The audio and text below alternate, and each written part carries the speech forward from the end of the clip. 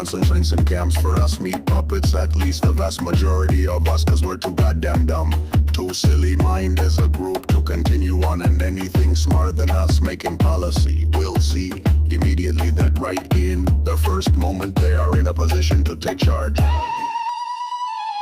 And it's Soylent Green and being a never-ending battery for every living being who lives a deficit with nature and doesn't make sense.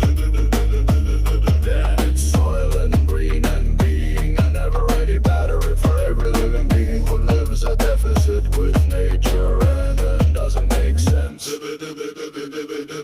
But what's really the future for the world? Well, it's not pretty, that I can assure to be true. It's only few who will get pleasure of gallows humor that permeates the horrific last days of the Western world. The Eastern mandate and the rest of the universe who won't even notice we're gone.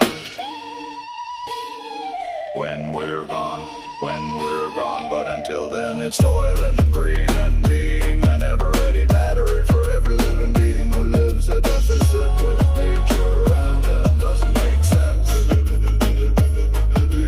Soylent Green and being a never-ready battery for every living being who lives a deficit with nature and doesn't make sense.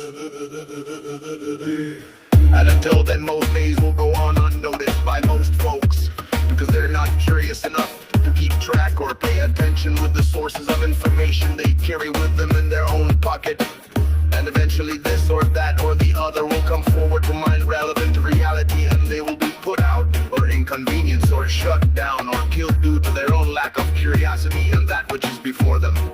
And at that point you have to say, well, one day they'll look in the history books and it'll be a small notation of a time when those suffered and no one can truly put themselves in another's shoes, which is when the next evil will take full undue advantage of whatever humans are left and play them like a fiddle.